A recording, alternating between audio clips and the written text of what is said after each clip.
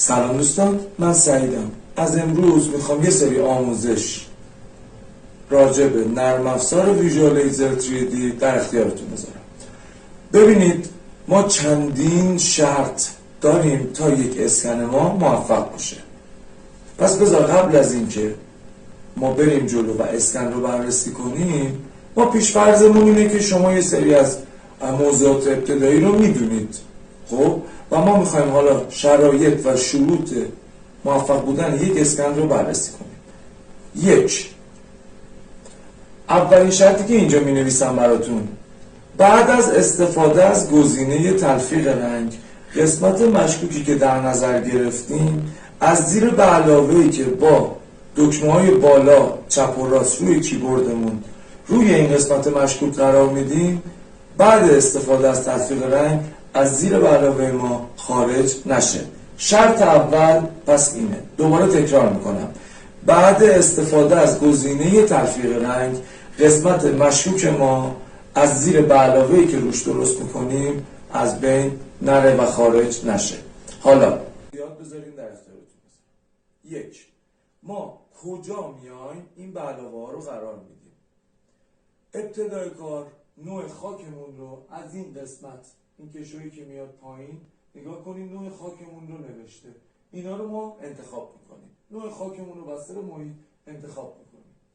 حالا بعدش میتونیم از این قسمت اعداد 1 2 3 4 5 وضوح تصویرمون رو انتخاب کنیم و بعدش میایم با دکمه کیبورد روی قسمت مشکوکمون که قوی ترین قسمت از نظر میدان و عمق هست رو انتخاب میکنیم.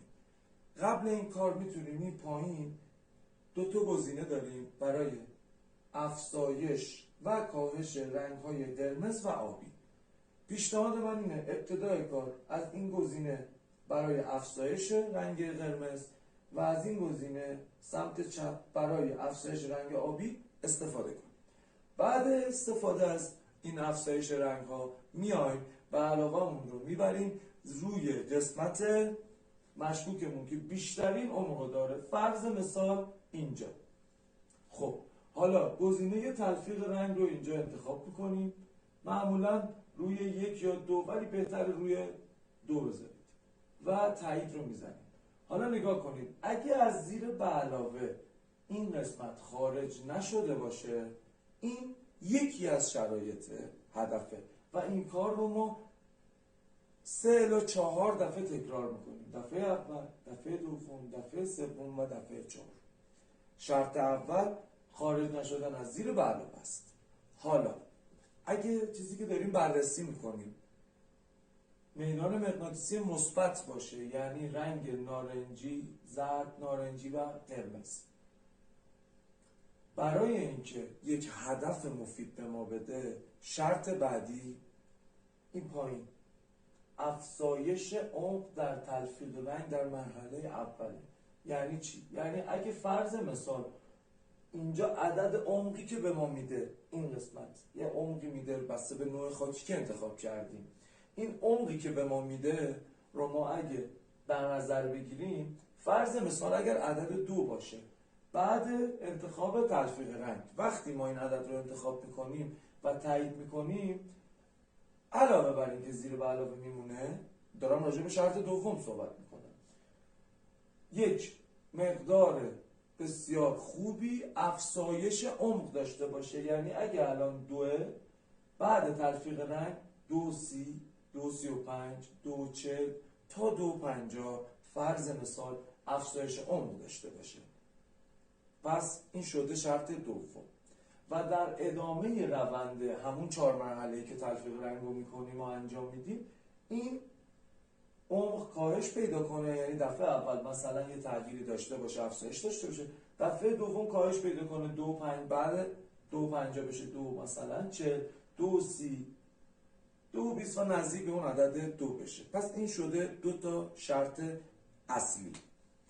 شرط سوم که به نظر من همون ابتدای کارم میشینه در نظر گرفت، اینها نظریه‌های خود بنده است که از یه سری از دوستان یاد گرفتم و شما حالا میتونین موارد دیگه را هم اضافه کنین. شرط سوم، دقت کنین این پایین اعدادی داریم به نام اعداد x y z.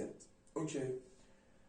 معمولا اگر داریم میدانی رو بررسی میکنیم که میدان مثبت باشه، مثلا این عددمون فرض مثال وقتی رو صفر ابتدای اسکم میذاریم عدد x y z رو با بالا پایین کردن فلش جهتمون جابجا کردنش اون نقطه اصلی یه عددی به ما میده. فرض مثلا داده 18000. اوکی، مثلا 18000 خوردی.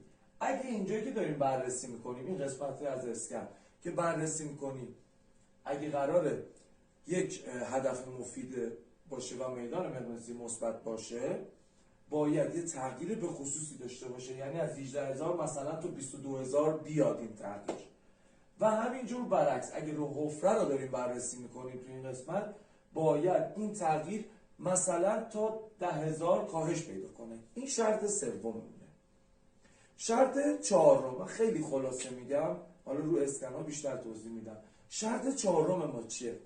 بغل تلفیق رنگی گزینه داریم به اسم تصحیح سیگنال. وقتی گزینه پایین انتخاب میکنیم کل اسکن ما تصحیح سیگنال میشه.